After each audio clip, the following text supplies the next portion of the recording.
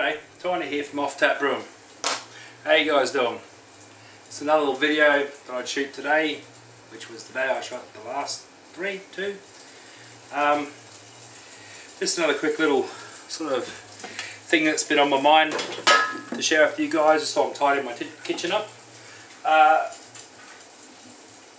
About beer recipes. And, you know, just cooking my dinner also, multitasking animal I am. Beer recipes and people wanting to step up from kit and kilo into mini mashes or partials. You know, what would be a good beer recipe? Well, when I stepped up to partial or extract brewing, and when I stepped up from kit and kilo, I just went with whatever I thought was good. At the end of the day, if my beer was drinkable, it was good. But I did, however, learn a little bit about hops, malt, and all that sort of stuff. So, just gonna flip my burgers.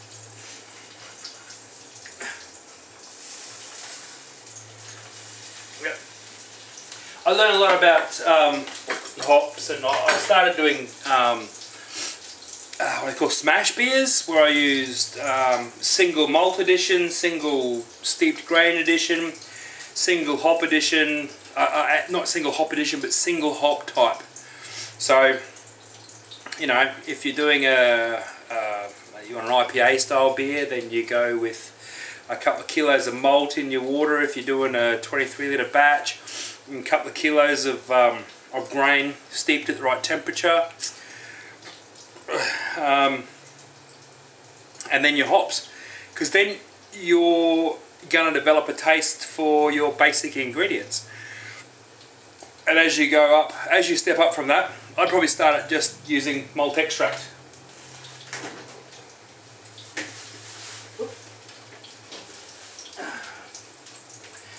I would just get this malt extract gooey. I use this for my yeast starters, but I would just get that from your local home brew store. He'll sell kilo or half kilo batches and that. I think my first partial was I used a kilo. A bit of dextrose, just threw in whatever I thought was really good, what I thought would be good, and the beer did turn out pretty nice, I must admit. I did use Citra, however, but as far as recipes when you're stepping up, I think find your own thing. I really do. You'll understand your products a lot more. You'll understand how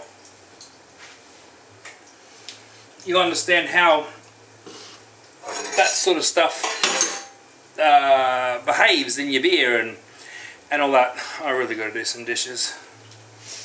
Alright, I'm doing the dishes, man. The wife will be happy.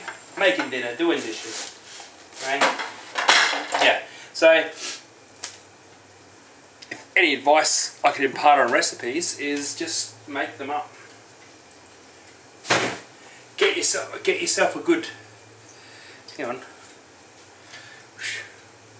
It's too hot. It's like pants off Monday. It's so hot. I just got to keep checking that you can't see that I'm not wearing any pants. But yeah, I would thoroughly recommend that you find your own niche, find your products. At the end of the day, start with small batches. At the end of the day, you're the one drinking the beer, so you're always going to be happy with what you create, unless you use the wrong yeast. South 23. South Lager 23. Did a Lager Boys Lager with the South 23. Fermented it just as an experiment, and last night I just really can't drink it. Last night I ended up pouring a bottle of dark navy rum into it just to see if I could do something with that flavour, but nope, that flavour's still there. But yeah, you guys out there that want to... Sorry that I keep moving around. I'm really trying to organise dinner and get this video done and you have something to eat. But yeah, for those guys out there that really want to create recipes and clone recipes, at this stage, if you're just stepping up, stop trying to clone recipes. They're too complex. Good recipes are too complex. Smash beers, your single grain. So single grain, go 4 kilos of Pilsner grain. If you're just doing a little 20-litre batch or something, 4.5 kilos. You can chop that out for some, you can exchange some of that for some malt extract or even some, you know, other stuff. But yeah, 4 kilos of Pilsner grain, single edition bittering Saz, you know, Saz hop, and then single flavour edition at, you know, 20 minutes. Saz, again, smash beer, same grain, just one addition of grain, just one addition of hops. When I say addition, just one type of hop and one type of yeast. Yeah, smash beers. Then you'll understand what something tastes like a lot better, I think, because when you start getting into complex recipes where you're adding, you know, 100 grams of you know, toasted wheat malt and crystal 60 at 20 grams and all this sort of stuff, it confused me no end. It blew me away, and I stepped back into Kit and Kilo after trying to, there was a few beers I was trying to do, and I couldn't understand why I needed, you know, 50 grams of wheat malt in a beer. And upon asking the question, why do I need this addition of wheat malt? Well, that's for head retention. Hang on, more knowledge kicked in. Head retention, isn't that created by the temperature I'm mashing at? I don't know. So yeah, the thing started to burst around in my head, and I just did not understand what was going on. So I stepped away for about 12 months, I think it was 12 months, 18 months from, I was brewing in a bag. I stepped away for about 12 to 18 months and just went straight back to tins and adding my own hops and changing yeast out and getting good beer that way. You know, getting really good beer that way.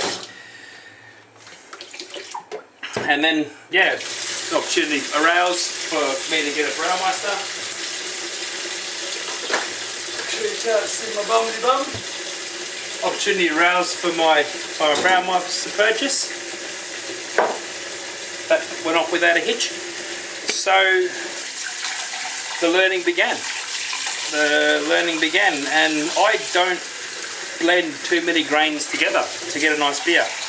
I'll be getting more specialty style grains up in my next ton of grain I get up very shortly after Christmas. Be definitely getting more specialty. I've got a lot of base malts left over, so I'm going to hit the specialty grains. You know, some Carapils, some Munich, some Vienna, some, you know, get some more of that sort of stuff, which I've been slowly adding in and changing my recipes, just slowly adding in a little bit of this and a little bit of that, because I know what that beer tasted like last time. My fermentation is controlled, so I've got no variance in temperature when I'm fermenting. This yeast is fermented at this temperature, that yeast is fermented at that temperature, so that's not a problem. Serving, same thing. Carbonation, same thing. So really the only thing, also mashing and doing that for all the grains with the Brewmeister is, you know, pretty much everything's pretty much consistent except for the water, because I'm only using water out of the tap. So there's my inconsistency in my brewing. That'll be fixed up after Christmas. I do have a reverse osmosis system installed in my house, which cost me $1,500. Ouch. And reverse osmosis reverse osmosis is good if you understand how to put all the stuff back in the water.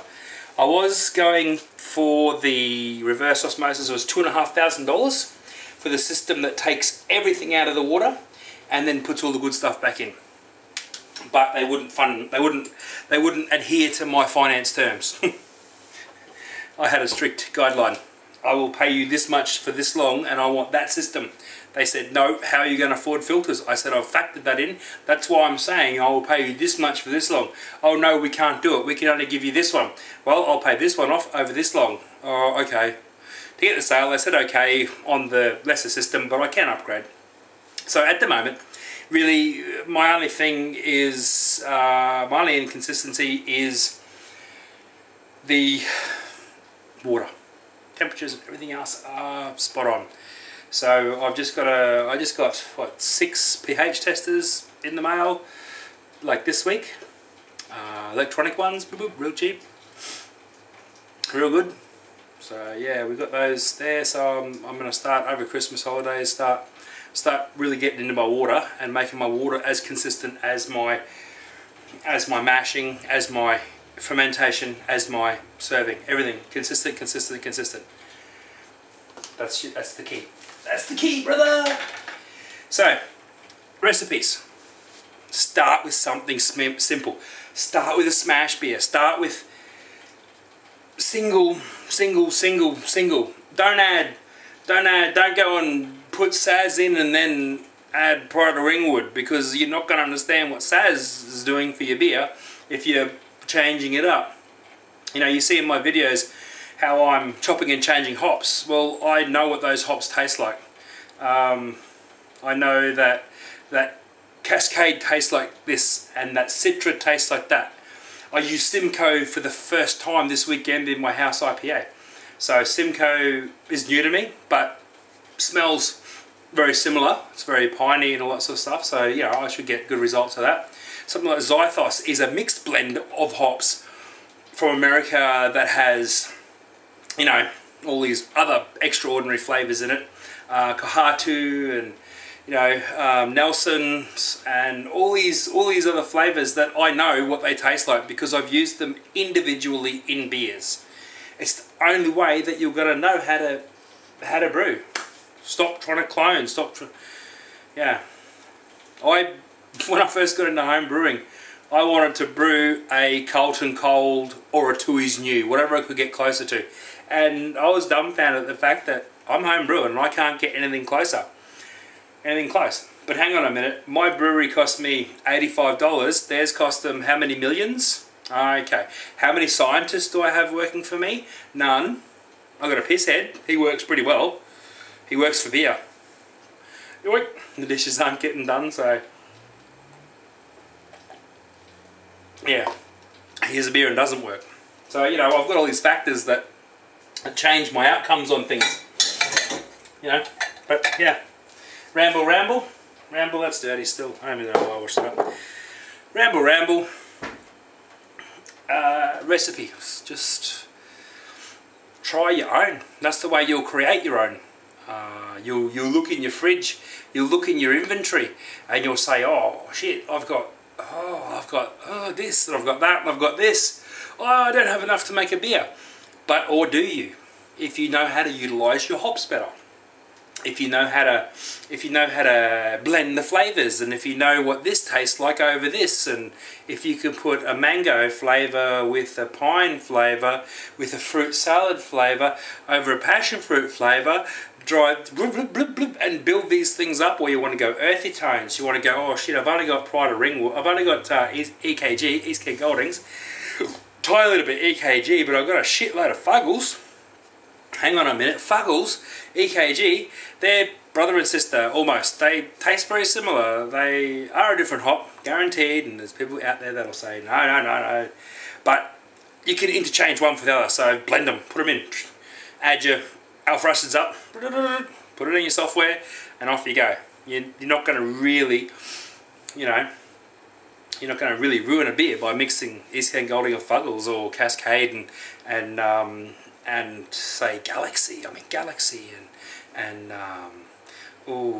Some of the new hops coming out these days are just sounding really good. But yeah, recipes. Start with your own. Start small batches, get bigger. That's my advice on recipes. Yeah, smash beers. Do smash beers. This is a smash beer. This is a Saison Smash. This is single edition, not single edition. I should stop saying single edition, seriously. Kick me the next time I say it. This is single grain. Joe White Pilsner, export. Single grain. Single hop. Hallertau.